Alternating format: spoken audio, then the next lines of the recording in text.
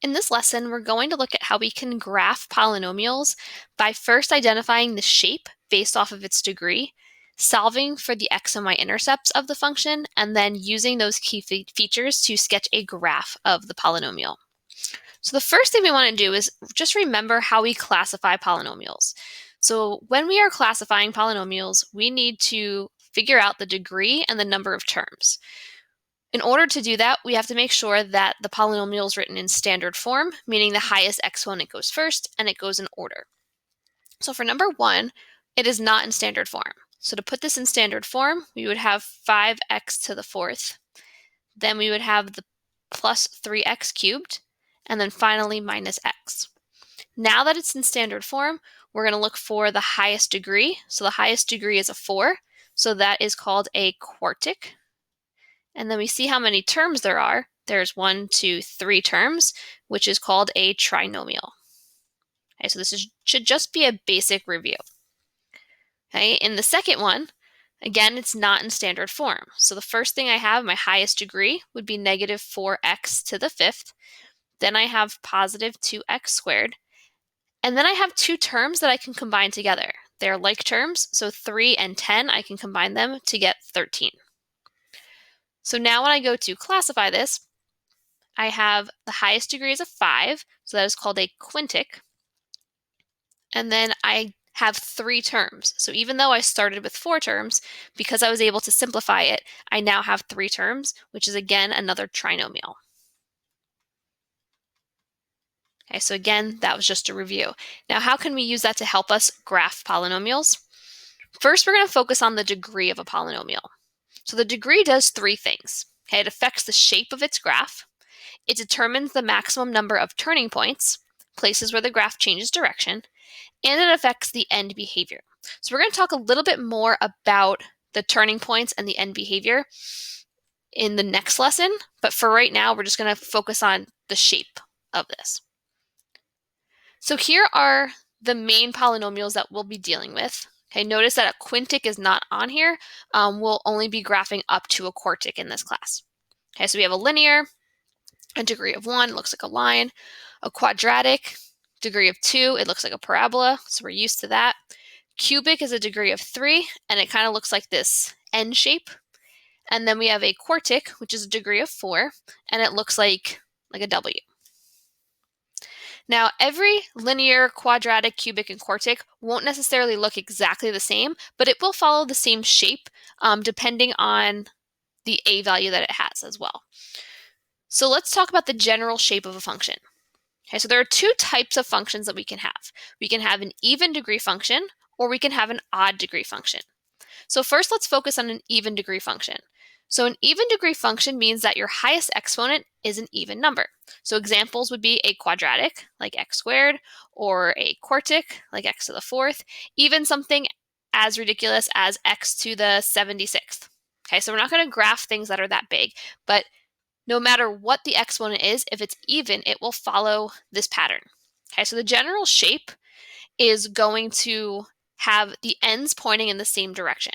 So general shape is going to be, something like this or something like this. Okay, now there might be more bumps in there. So if it's x to the 4th, we're going to have some more bumps. If it's x to the 76th, we're going to have a lot more bumps. But the overall general shape, the main idea here is that the ends point in the same direction. So if it's even, we have the same direction. Now, which direction do they point in? That's dependent on the a value.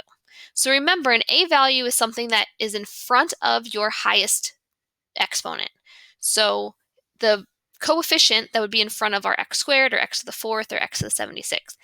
If the a value is positive, that means that both ends are going to point up. So both ends up.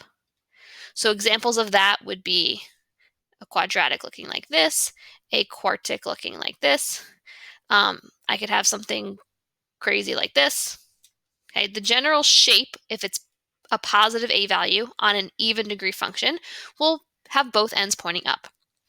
If the a value is negative, both ends are going to be pointing down. So both ends down.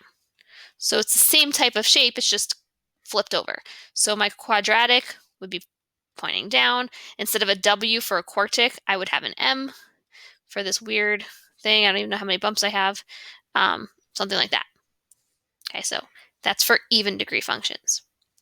Now when we think about odd degree functions, okay, those are where our highest exponent is odd. So something like x to the third, or even just plain old x, because it's x to the first, x to the fifth. I could have something like x to the 101st. Okay, again, we're not going to graph that high, but still follows the same shape.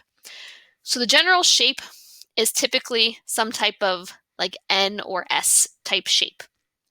And again, it'll be different if it's positive or negative, but the ends are going to be pointing in opposite directions. So if it's odd, they point in opposite. Okay, so even is the same, odd opposite. So you can think about that because of the O's, right? Odd opposite.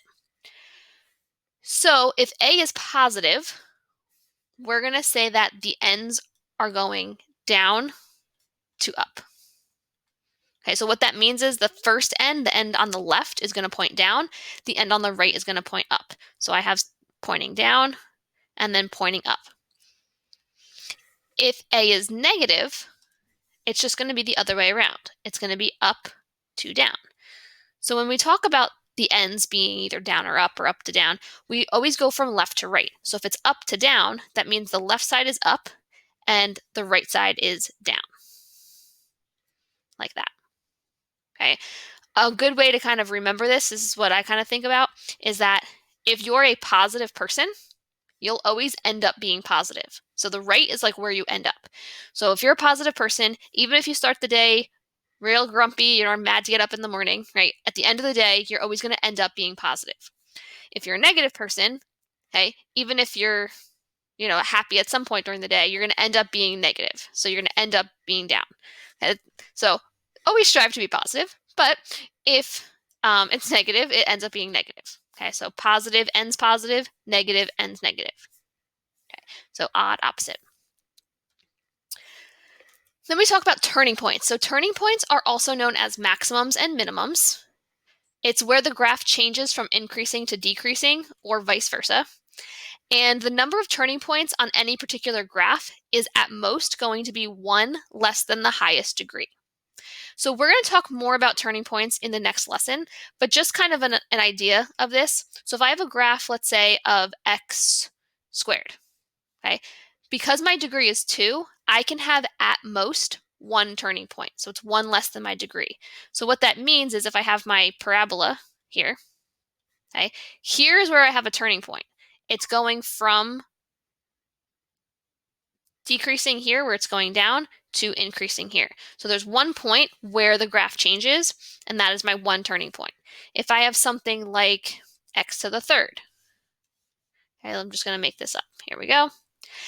The degree is 3, so that means I have at most 2 turning points. And we can see here, here's one here and one here. That's where your graph is going to change. Okay, it's not necessarily always going to be exactly one less. You could have a less number of turning points. So if I have a degree of 3, I could have just one turning point. Same thing with x to the fourth. So we can assume that the most number of turning points I can have here would be 3. And here's my x to the fourth. So let's see. I have 1, 2, 3 turning points. Okay, so something to kind of think about. We're not going to be calculating the turning points or finding them right now, but just be aware of the turning points. So the next thing we're going to look at are the intercepts. So there are 2 types of intercepts that we can have, the x-intercepts and the y-intercept. So the x-intercepts, this is where the graph crosses or touches the x-axis. And I say touches it because we're going to see in the next slide over here that there are instances where your x-intercept won't go through the x-axis. It'll just kind of touch it. And the way we find our x-intercepts is by factoring and setting each factor equal to 0. Okay, so if we look at number 1, if I wanted to solve for the x-intercepts, I would have to set the polynomial function equal to 0. Here, if I'm trying to factor it, I have 4 terms, so what I'm going to use is grouping. I'm going to group it and take out my GCF from the first grouping. So I pull out an x squared, I have x plus 1. Here I'm going to pull out a negative 16, and I have x plus 1. Put that equal to 0. The two outside terms we're going to put together, so x squared minus 16. And then the two inside terms that are the same, we have x plus 1 equals 0. So we're going to factor x squared minus 16 even further, right? That's difference of squares. So x plus 4, x minus 4, and then x plus 1, we just leave as is.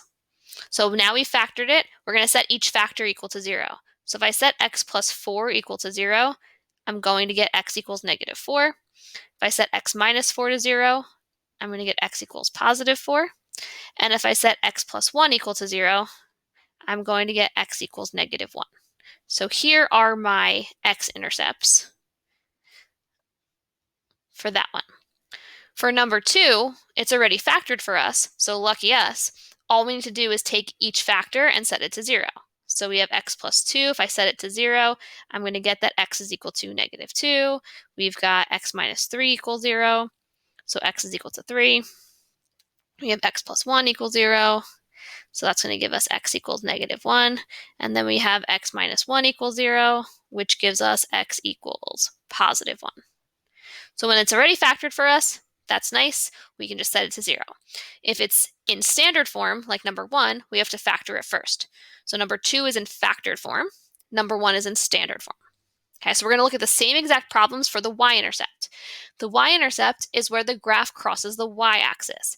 In order to find that value, we're going to set x equal to 0 and solve for y.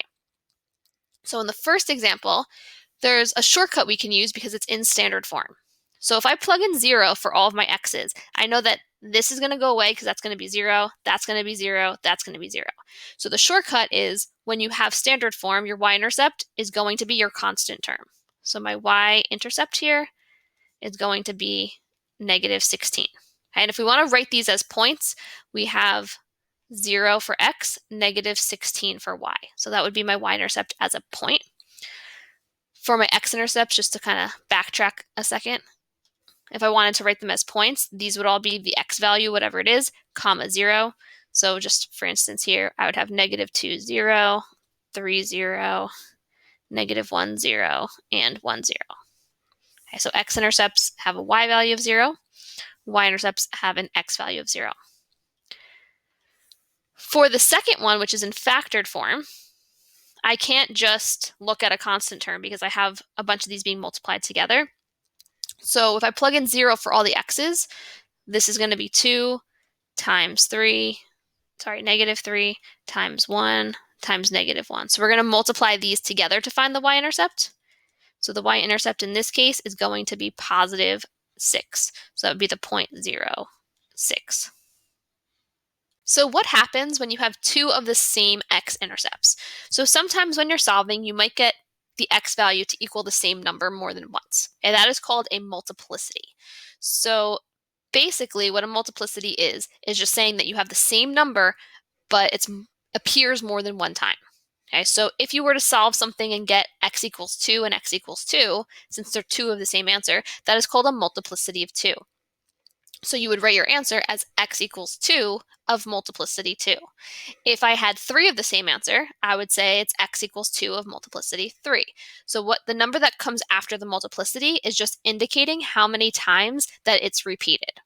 Okay, so the graph in this case where we have a multiplicity of 2 would not cross the x-axis at 2, but it would bounce off the x-axis.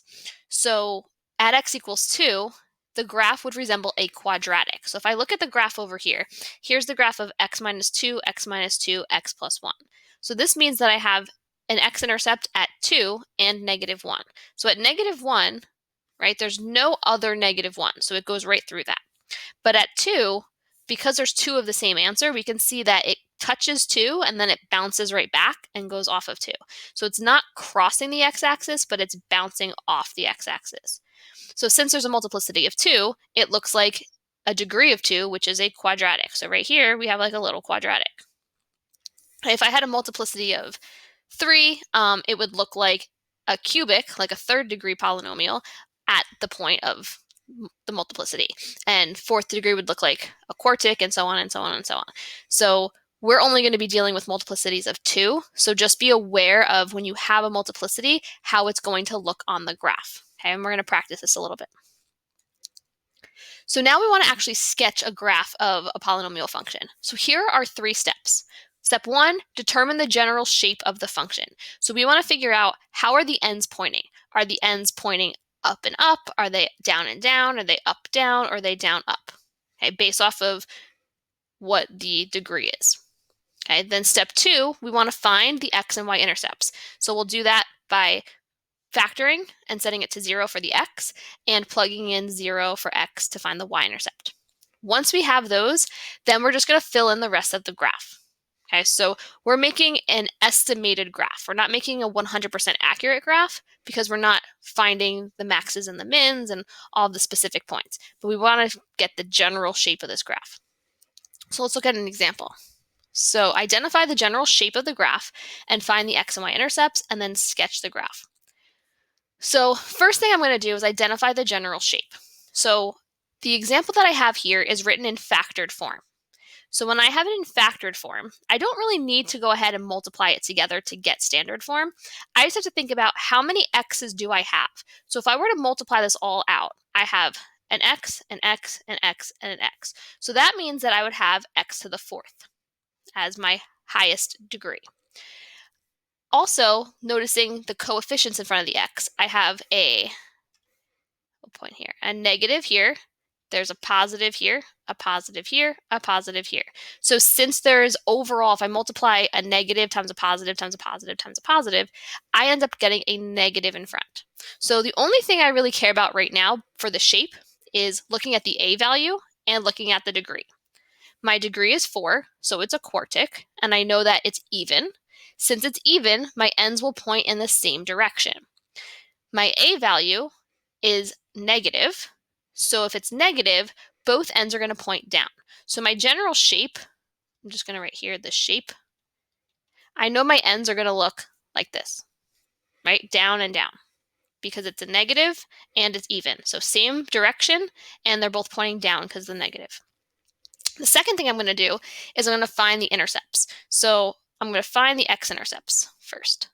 Now, I don't have to actually factor this because it's already factored. So I'm going to set each factor equal to 0.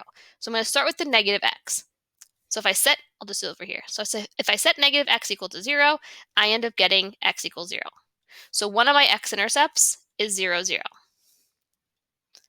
Then I'm going to take x minus 2 and set it to 0. So that's going to give me x equals 2. So my other x-intercept is going to be 2, 0. I'm going to set x plus 3 equal to 0, and I'm going to get x equals negative 3.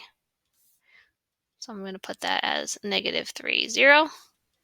And then the last one, x minus 2 equals 0. If I set that to 0, I get 2. And notice here and here, I got the same exact value for x. I got 2. So now I have a multiplicity. So I'm going to say I have 2, 0, and I'm going to abbreviate it and say of mult 2. Okay, so I don't want to put the actual 0.20 twice. I want to just include it one time, but make a note that there's really 2 of them there. Okay, so I have my x-intercepts, and then we're going to find the y-intercept.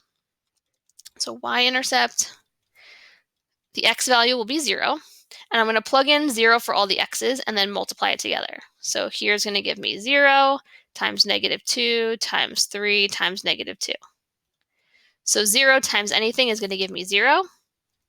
So 0, 0 is my y-intercept.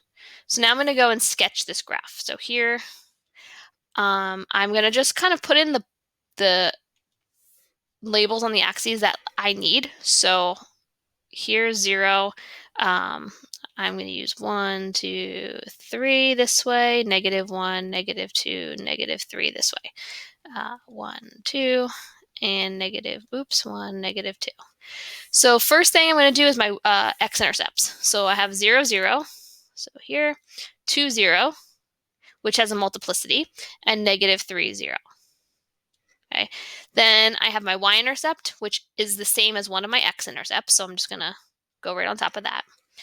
And now I'm going to fill in the shape. So I know that the ends are going to be down and down. So my left end has to go down. My right end has to go down. And now I'm going to fill in the shape. So I know that -3 is an x-intercept. So it's going to go through -3. It's going to go to 0. It goes through 0. But when I get to 2, it's going to bounce. Okay, so where I'm drawing the maximum and minimums right now does not matter. So if you were to draw this graph and you made your maximum somewhere up here, that's fine. If you made it somewhere here, that's fine. It just needs to be above the x-axis. Same thing here. This minimum needs to just be below the x-axis because it needs to follow the shape of this graph. So whether you drew it way down here or where I put it, okay, that's fine. So they just have to have the same general shape. So I'm looking for the x-intercepts and the y-intercepts being correct, as well as the overall shape being correct. Okay, so let's look at another one. So here, this one is in standard form. So I can see right away it's an x to the 4th, and I have an a value of a positive value. So I can tell that the shape of this one is going to be both pointing up. Right? It's an even degree, so that means they point in the same direction. It's positive, so they both point up. For my x-intercepts, here I actually have to factor this. So this is going to be quadratic-like. So it multiplies to 9 and adds to -10. I'm going to use -9 and -1. So I have x squared minus 9 and x squared minus 1. Each of these can factor further because of difference of squares. So I have x plus 3, x minus 3, x plus 1, x minus 1. And I'm going to set this all equal to 0. So to find my x-intercepts, I'm just going to set each factor to 0. So we have -3, 0. We have 3, 0. We have -1, 0. And we have 1, 0. For the y-intercept, I can just use my constant term, which is 9. So now I have enough information to sketch my graph. So I have 1, 2, 3, 4, 5. We'll just go up to 5, 2, 3, 4, 5. The y, I'm just going to make it a little bit exaggerated here. 1, 2, 3, 4, 5, 6, 7, 8, 9. Because I know I have to go up to 9, and that's good enough. Okay, so we're going to plot our x-intercepts. So -3, 0, 3, 0, -1, 0, 1, 0. My y-intercept is 0, 9. 1, 2, 3, 4, 5, 6, 7, 8, 9. Okay, and my ends. I know that my ends are up and up. So this end is going to be up. This end is going to be up. So now we fill in the shape. So there's no multiplicity, so there's going to be no bouncing. It's going to go right through. So from when x is -3, we have to go below the x-axis up to where x is -1. Then we have to go and connect it to the y-intercept, back down. And then to get to the other x-intercept from 1 to 3, we have to go, below the x-axis. Okay, so here's our shape. And again, your minimums here could have been further down if you wanted to draw them. The y-intercept has to be where it is. The x-intercepts have to be where they are. All right, let's look at another one. So again, this is factored form. So I'm going to look at my x's, and there's 3 of them. So this would be x cubed. I'm looking at what's in front of all the x's, and they're all positive. So this is an odd degree. So odd means the ends are going to point in opposite directions. Because the a value is positive, it's going to end up being positive. So my general shape is going to be down to up. So it starts down and it goes up because it's positive a. Because it's in factored form, I don't have to really do much to find my x-intercepts, just set my factors to 0. So I have x minus 1, set it to 0. So we have 1, 0. X minus 1, again, 1, 0. So that's going to be a multiplicity. So I'm going to just write that here. So 1, 0 of mult 2. And then I have x plus 4, set it to 0. So I get -4, 0. For the y-intercept, I'm going to plug in 0 for x. So I'm just going to plug in 0 for all these x's. So I get -1 times -1 times 4. So that's going to give me 4. Okay, now we have enough information to graph. So I'm going to have 1, 2, 3, 4, 5, we'll say. 1, 2, 3, 4. 1, 2, 3, 4. 1, 2, 3, 4.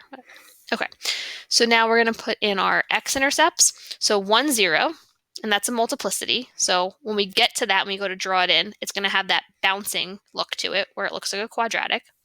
Negative 4, 0 is here. And the y-intercept is at 0, 4, so here. So fill in the shape. So the shape starts down and ends up. So I'm crossing the x-axis at negative 4. I'm going to go up through my y-intercept. This looks really great. And then I'm going to go down to the 1, but because it's a multiplicity, it's going to bounce and go back up. So it's not going to go through 1. So it goes straight through negative 4, and then when it gets to 1, it's going to bounce and go back up. Okay, so it's really important to follow the shape. You can't cross the x-axis anywhere between negative 4 and 1 since there are no x-intercepts there. So we stay above the x-axis, we go through the y-intercept, and then we bounce back at that other x-intercept. All right, let's do one more. So again, first thing I'm going to do is check out my shape. So we have the highest degree is a 3, so it's odd. So the ends will point in opposite directions. What's in front is a negative. So if it's negative, it's going to end up being negative. So my shape of it, the ends are going to be up to down. My x-intercepts, I have to actually factor this because it's in standard form. So I can use grouping. First thing I'm going to do, though, is take out a GCF. So my GCF here is a negative. I always want my first leading term to be positive when I'm factoring, just to make it easier. So I'm going to pull out a negative 1 from everything. So this becomes x cubed plus 3x squared minus x minus 3 equals 0. So what I'm going to do is I can actually divide out this negative because I have an equal sign. So negative 1, we'll say. So we just have x cubed plus 3x squared minus x minus 3 equals 0. And then we're going to group the first two and group the second two, pull out the GCF. So we have x plus 3. Pull out the GCF, so I have minus 1, x plus 3. Put the 2 together on the outside, x squared minus 1 and x plus 3. Set it to 0. X squared minus 1 is difference of squares. So I'm going to factor that to be x plus 1, x minus 1. And then I have x plus 3. So I end up getting x equals negative 1, x equals 1, and x equals negative 3. So for my x-intercepts, I have negative 1, 0, I've got 1, 0, and I've got negative 3, 0. For the y-intercept, I can just use the constant term. So if I plug in 0 for all the x's, I'm just going to get 3. So now I can go ahead and graph this. So I have, let's go up to these ones here. So fill in our x-intercepts. So we have negative 1, 0, we have 1, 0, and we have negative 3, 0. The y-intercept is 0, 3. The shape we know is going to be up to down. And now we just fill in the shape. So I'm going to go through the x-axis here at negative 3. We're going to go below up to the next x-intercept. Now we're going to go up, so we're going to go through that y-intercept, and then we're going to go back down. So now here we have our graph. So what you guys are going to try are 2 problems. Okay, same thing that we did in the example. So you want to make sure that you identify the general shape. So tell me how are the arrows pointing, or is it down, up, down, down, down? Okay, then find your x and y intercepts. Make sure you show your work. So if you're having to factor to find the x-intercepts, I want to see your factoring. And then sketch your graph. And make sure that you have your x and y intercepts plotted correctly on your graph.